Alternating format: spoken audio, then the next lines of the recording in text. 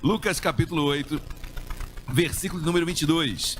Lucas 8, 22. Você que achou, por gentileza, coloque-se de pé. E o tema dessa mensagem é num daqueles dias. Amém? Lucas 8, 22. Quem achou, diga glória a Deus. Amém. Versículo 22 diz assim: aconteceu que num daqueles dias, oremos. Deus amado, em nome de Jesus, meu Pai, nós queremos continuar a louvá-lo, continuar a elogiá-lo nesta noite. Obrigado, meu Pai, pelo ambiente que Tu já nos proporciona. Certamente, meu Pai, é um ambiente espiritual. Certamente, Teus anjos estão nesse lugar. Certamente, Tu estás nesse lugar. Deus, e certamente, meu Pai, por Tu estar nesse lugar, Senhor, pouco importa existirem anjos ou não. Tu estando aqui, Senhor, já nos basta. E obrigado, Senhor. Ministra sobre as nossas vidas. Precisamos de Ti, meu Pai, porque Tu és aquele que anda no meio do candeeiro. Deus, falando, batizando, curando, transformando.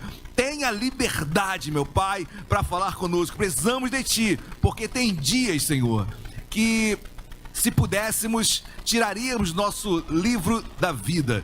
Tem dias, meu Pai, que se pudéssemos, nos esqueceríamos, Senhor. Senhor, fala conosco nesta noite poderosamente, em nome de Jesus, e usa-me, Senhor. Em nome de Jesus, amém e amém. Podem se assentar.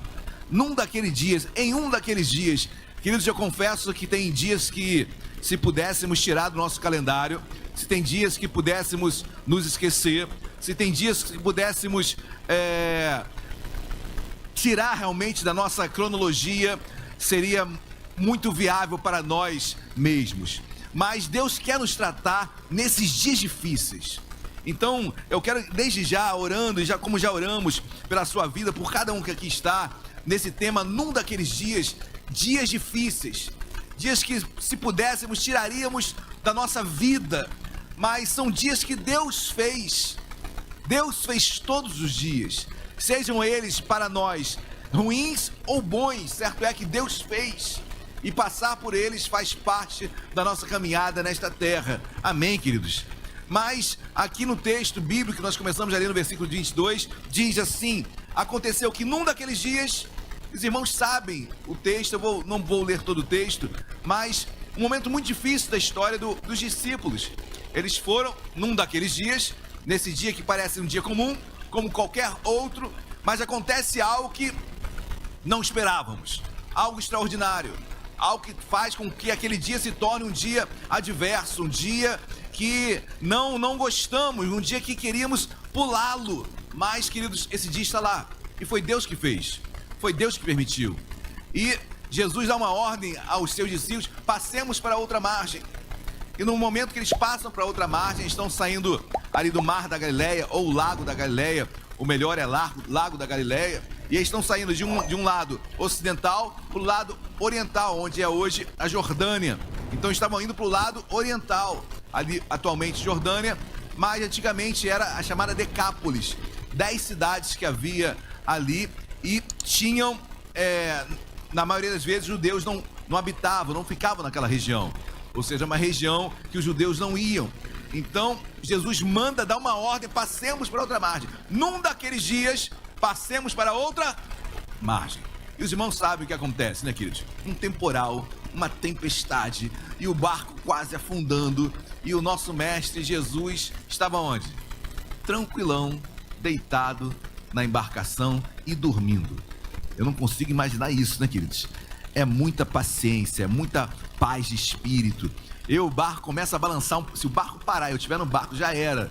Eu já começo a enjoar, meu Deus, eu tenho que pular no mar, porque se eu ficar no barco, enjoo demais. Então, imagina numa tempestade, ondas, vento, chuva, o barco quase indo a pique e Jesus dormindo. E os discípulos desesperados, onde está Jesus? Onde está Jesus? E o encontram dormindo. Acordam Jesus dá uma ordem pro vento e pro mar, e o mar se acalma e o vento acaba. E Jesus fala o que para os discípulos? Homens de pouca fé. E Jesus bastou dar uma ordem e tudo acabou. E eles ficaram admirados. Os discípulos parece que nem conheciam Jesus. Quem é este que até o vento e o mar repreende? E Jesus exorta-os, dizendo: homens de pouca fé. Por quê, queridos? Porque o desejo de Jesus era que os discípulos, independentemente de Jesus estar ali no barco ou não, é que os discípulos tomassem a autoridade que eles tinham em nome de Jesus e que eles mesmos repreendessem o vento e o mar. Amém, meus amados? Tomassem a frente e repreendessem, mas não, eles pensavam que não tinham essa autoridade e não exerceram ela, e desesperados estavam, e o barco ia afundar se Jesus não repreende o mar e o vento. Amém, meus amados? Mas foi num daqueles dias, dia tal, que os apóstolos poderiam ter morrido, dia tal que, de uma forma muito extraordinária, quase acaba com a história dos 12. Ou seja, um tempo, um momento que às vezes não entendemos o porquê desse dia na minha vida.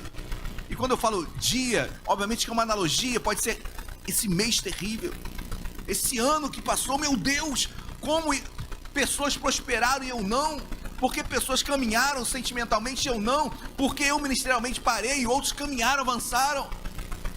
Um dia mal, um mês mal, uma semana mal, um ano mal, num daqueles dias, num daquele mês, queridos, paramos e muitos param apenas focados nesse dia mal.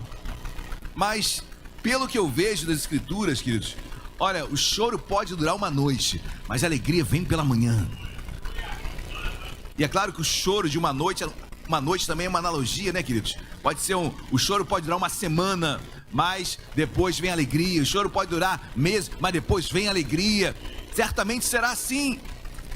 Se um dia mal está chegando, se num daqueles dias, se você foi pego naquele dia, naquela situação realmente extraordinária, você não sabe o que fazer, vem coisa boa aí, vem coisa frutífera aí, vem milagre aí, vem coisas de Deus para a sua vida. Então não pare no dia que te assustou, não retroceda naquele dia, porque nesse dia o proverbista diz que, olha, se te mostraste fraco, frouxo no dia da angústia, frouxo tu és, fraco tu és. Então se mostre forte no dia mau, no dia difícil, e aí Deus vai te honrar, portas vão se abrir. Mas num daqueles dias muitos perecem, muitos param, muitos retrocedem, outros saem da igreja, outros questionam Deus, outros questionam a palavra. Mas, queridos, se você permanecer num daqueles dias, grandes coisas virão, eu tenho certeza disso, na minha, na sua, nas nossas vidas, em nome de Jesus, amém? Não foi diferente, queridos. Eu quero falar de 3 fatos que aconteceram pós esse dia difícil. Três ações de Deus pós num daqueles dias, pós dia difícil. Olha o que diz versículo 26. Então, rumaram para a terra dos Gerasenos ou Gadarenos. O nome mudava conforme a região ali, o litoral oriental da Galileia, ok? Então, os Gerasenos, fronteira da Galileia. Versículo 27. Logo, para aqui, queridos, quando o mundo espiritual se levanta, e ainda estou muito focado, é impossível você não se desligar de tudo que Deus fez no final de semana, mas logo, assim que Jesus chegou naquela região, o mundo espiritual se levanta. Saiba muito bem disso, quando você chega num lugar, o mundo espiritual se levanta. Só que tem milagre, amém? Você passou por aquele dia, você passou por aquela luta, tem milagre na sua vida, na minha, nas nossas vidas, amém? Logo, ao desembarcar, veio da cidade ao seu encontro um homem possesso de demônios, que havia muito não se vestia, nem habitava em casa alguma, porém vivia nos... Vou repetir, logo ao desembarcar, veio da cidade, esse demoniado veio da cidade. Traz algo para a sua vida, para as nossas vidas, ok? Veio da cidade, ou seja, tem endereço, tem origem. Então, queridos, você sabe de onde vem, você sabe qual é a origem, você sabe de onde o diabo está agindo, você sabe por onde ele está entrando, você sabe por onde ou por qual brecha ele está tentando entrar. Cada um de nós, a gente sabe onde o calo aperta, nós sabemos onde somos tentados, onde você é tentado mais ou menos, todos nós sabemos. E o diabo que anda ao nosso derredor, ele não é onisciente, mas ele sabe, pelos seus atos repetitivos, pelo seu repetir de ações, ele sabe que você tende mais a isso, aquilo. Ele, no seu derredor, porque Deus não tenta ninguém, quem tenta é o diabo. Então o diabo tentando a cada um de nós, tenta naquilo que a nossa própria cobiça, que Tiago diz, já não vai nos gerando esse pecado. Quem está entendendo, diga glória a Deus. Então veio da cidade, tem origem, tem local, você sabe de onde vem, você sabe de onde está vindo. Veio da cidade ao seu encontro, direto ao encontro de Jesus, né, queridos? Então, olha, estavam os 12 discípulos ali, Jesus. Aquele homem possesso de demônio foi em cima de quem? Foi Jesus. Hoje quem representa, quem é cristão, né, que é pequenos cristos nesta terra, somos nós. Então você é luz e vai diretamente ao teu encontro. Tenha certeza disso. Vai diretamente ao confronto de cada um de nós. E assim aquele homem possesso de demônios foi ao encontro de Jesus. Um homem possesso de demônios que havia muito, não se vestia. Então um homem estava nu ou seminu, ou com trajes bem precários. Ou seja, sem vergonha alguma, né, queridos? O ser humano perde a vergonha, tamanho estado de possessão que ele estava. Eu quero falar um pouco sobre isso, queridos, porque talvez pensemos em coisas bem grandiosas, mas Satanás é astuto e nessa perda de vergonha, por muitas vezes o diabo entra em nossas vidas, seja no espírito de sensualidade, seja no espírito de prostituição, seja em espíritos realmente que vão atuar nessa área de sensualidade, onde você acaba perdendo o seu senso de estabilidade, o seu senso de algo comum, ou seja, é uma ação demoníaca que começa a tentar entrar na sua área sexual. Então assim, naquele homem, na vergonha que ele estava, não ter nem pudor, essa é a palavra, não ter o pudor, nem se enxergar mais, não ter nem mais consciência, talvez ele não tivesse nem mais ciência mental de que ele estava nu, perdeu a vergonha. É claro que eu estou falando num grau muito alto, mas olha como esse espírito de sensualidade entra no nosso meio, ainda mais nós ocidentais, ainda mais brasileiro, ainda mais carioca. Então, queridos, esse espírito de que nos leva a perder a vergonha, perder o pudor de algumas situações, e assim o diabo estava entrando, já tinha entrado nesse homem. E continuando, não se vestia, nem habitava em casa, perdeu a família. Ele perde a vergonha, agora ele perde a família. É assim que o diabo quer fazer, queridos. Perde vergonha, perde família. Você não tem mais casa, não tem mais amigos, não tem mais pai, não tem mais mãe, não tem mais referência, não tem mais estabilidade, não tem mais casa. Olha como aquele demônio, aquele homem possesso, ele perde quase tudo: vergonha, pudor, família. E o texto continua: nem habitava em casa alguma, porém vivia nos sepulcros. Queridos, ele vivia dentre os mortos. Aquele homem estava vivo, mas ao mesmo tempo morto, porque não tinha convívio mais com as pessoas. Ele vivia, mas morto. E queridos, eu quero trazer isso um pouquinho para as nossas vidas enquanto igreja, porque esse homem sem casa, sem vergonha, vivendo em meio aos sepulcros, agora ele perde talvez dos fatos mais importantes, né? Ele está vivo, mas anda no meio dos mortos. E eu penso muito em igreja, queridos. Quando saímos da igreja, saímos da comunhão dos santos, estamos vivos, mas mortos espiritualmente. Muitos vivos, sim, com certeza, estão vivos, estão com seu corpo são, mas mortos espiritualmente. Assim estava esse homem, queridos. Eu estou trazendo uma analogia para que possamos enxergar o grau de tamanha desastre espiritual, emocional e físico que aquele homem estava, um homem possesso de demônios. Versículo 28. E quando viu Jesus,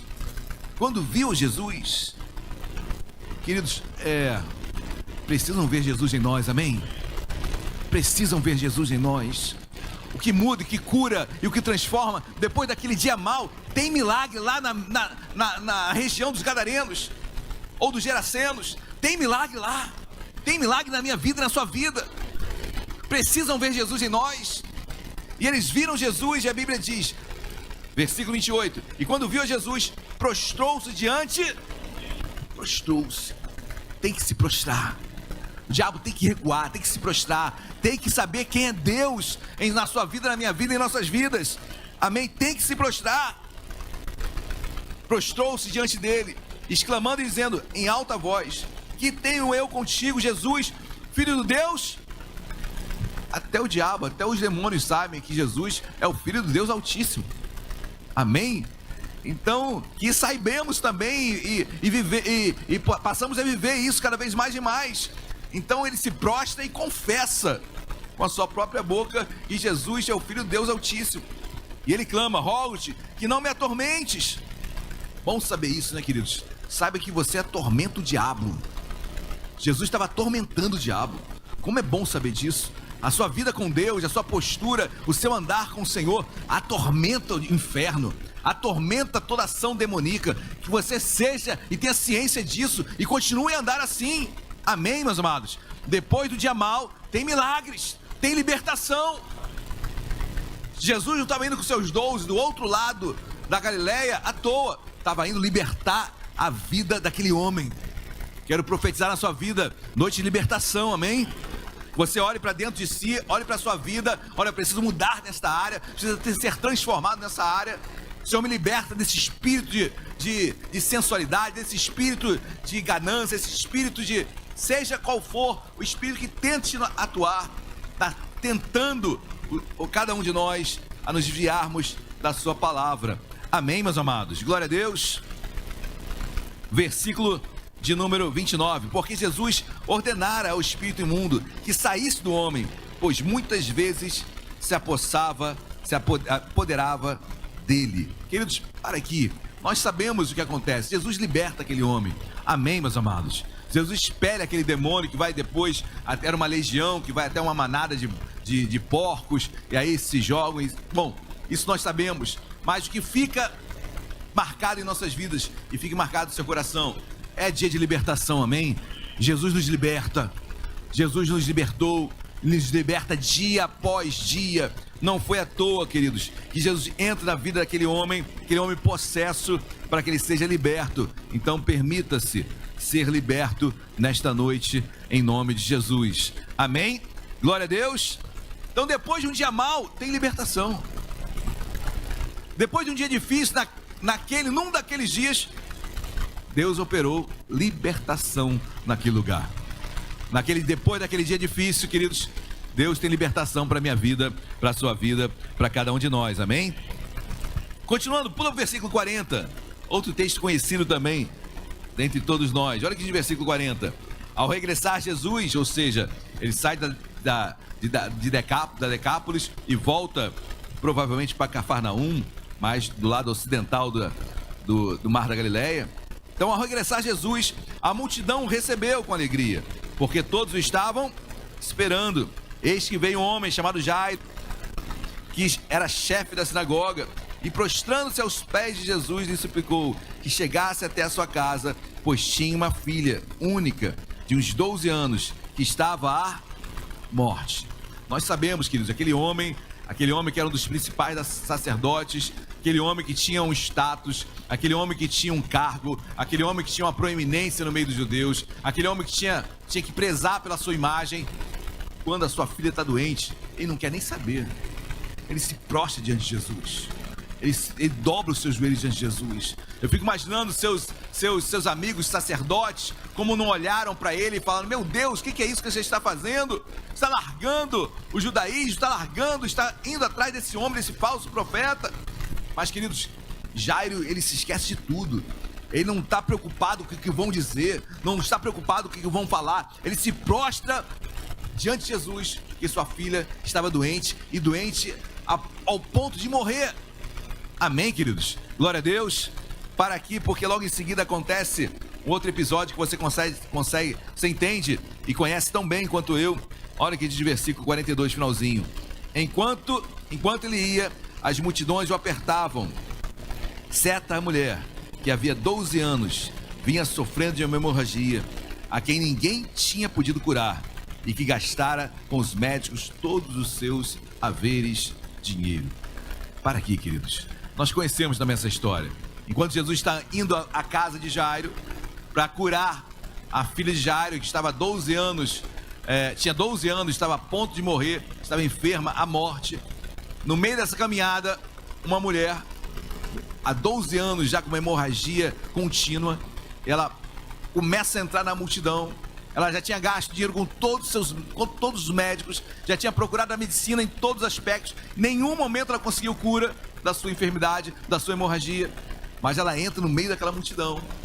E os irmãos sabem que é uma mulher com hemorragia, segundo a lei da época, se ela tocasse alguém, a pessoa ficava imunda, porque ela também com hemorragia, ela era colocada com uma lei como imunda. Então se ela tocasse em outra pessoa, a pessoa também se tornava assim.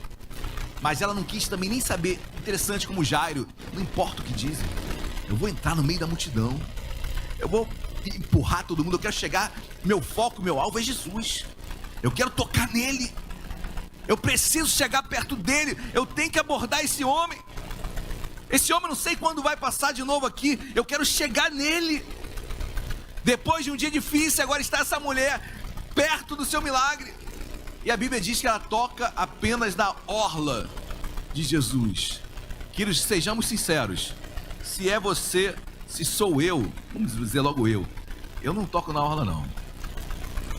Eu dou um mata-leão, eu levo ele pro chão, eu agarro, eu pego na cintura, eu agarro, dá um abraço forte, aquele abraço de urso. Mas eu não deixo ele sair dali. Por mais que venham falar, porque na orla tinha os...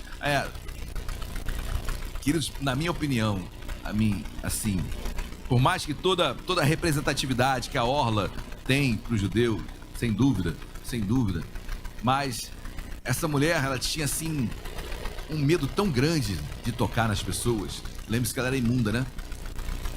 Ela era imunda. Então se ela tocasse em alguém, a outra pessoa se tornava imunda também. Eu fico imaginando o receio. Claro que ela nem sabia quem estava ali à frente dela, o poderoso, né? E Jesus jamais ficaria imundo com qualquer toque. Mas talvez com receio dela, que Jesus tornar imundo, ela não toca nele. Mas de fato, assim, pouco importa. Para mim, ela tinha certeza que se ela tocasse apenas na orla, Jesus saberia. Tocar na orla para mim é tocar pela fé. A fé é exatamente isso. Você é a certeza e a convicção de fatos que não estão notórios, não estão claros. Tocar na orla é tocar na fé, é tocar por fé. Não está notório, claro que Jesus vai sentir, mas eu sei que ele vai sentir. É toque pela fé. E aquela mulher toca na orla de Jesus. Jesus na mesma hora para tudo. Alguém me tocou, porque de mim saiu poder, virtude. Hoje tem salvação aqui. Jesus para toda aquela multidão. Mestre, tá maluco? Tanta gente tocando, tanta gente apertando. Alguém me tocou diferente. Há um toque diferente. Podemos tocar de forma diferente. Falamos sobre retiro de impacto, queridos. Por que é tão impactante assim? Primeiro, porque eu já chego lá com uma expectativa tremenda. Já chego com meu coração aberto. Que eu posso chegar também nos cultos, domingo, cheio de expectativas. Senhor, fala comigo, Senhor. Senhor, eu quero tocar na tua orla, Senhor. Senhor, eu quero tocar pela fé em ti. Eu sei que tu irás responder. Eu sei que depois de um dia difícil, tem libertação e tem cura também. Tem cura para minha vida. Depois do dia difícil, tinha libertação e tinha cura para Cristo operar. Por isso que o dia foi tão difícil.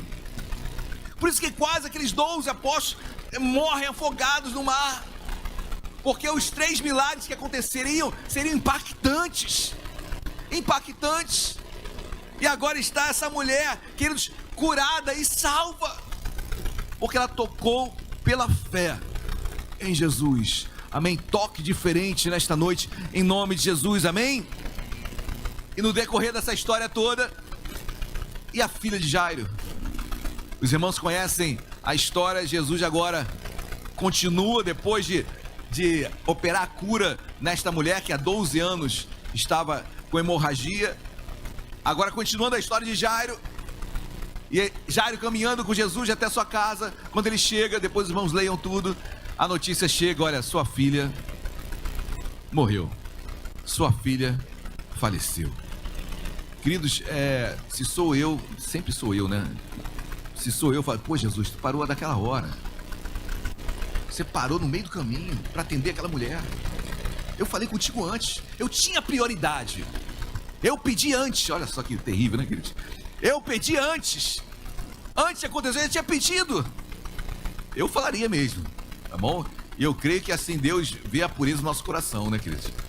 Porque é um entendimento lógico, nada espiritual, mas lógico na nossa mente. Jesus, eu pedi antes, cheguei antes, eu implorei na frente de todo mundo. Eu corri o risco de perder a minha posição de sacerdote principal da sinagoga. Eu corri um grande risco por ti. Nem não valeu a pena, porque minha filha agora morreu. E o Senhor parou no meio do caminho, ou seja, o Senhor amou mais aquela mulher com hemorragia do que a minha filha. Que Deus é esse que faz diferença entre pessoas? Olha, aquele homem não falou nada disso, queridos. Aquele homem continuou caminhando com Jesus. E Jesus orientando: olha, crê somente. Crê somente. E nós já sabemos a história, né, queridos? Jesus entra naquela casa e só fala apenas isso. Versículo 54. Entretanto, ele, tomando-a pela mão, ou seja, a menina, disse em voz alta: menina, levanta-te. Voltou-lhe o espírito e ela imediatamente se levantou. E ele mandou que lhe dessem de comer. Seus pais ficaram maravilhados, mas eles advertiu que ninguém a contassem o que havia acontecido. Milagre. Queridos, depois de um dia difícil, libertação. Depois de um dia difícil, cura. Depois de um dia difícil, ressurreição. Eu não sei o que está morto na sua vida, não sei o que está deixado, já está sepultado, já está engavetado na sua vida. É dia de ressuscitar. Talvez sua vida espiritual esteja morta, é dia de ressurreição. Talvez seu casamento esteja morto, é dia de ressurreição. Sua vida emocional destruída, é dia de ressurreição. Eu não sei qual a área que foi sepultada, queridos, mas depois de um dia difícil, tem milagre. Jesus foi naquela mulher com hemorragia, Jesus foi naquela menina morta, Jesus foi naquele homem possesso para libertá-lo depois de um dia difícil.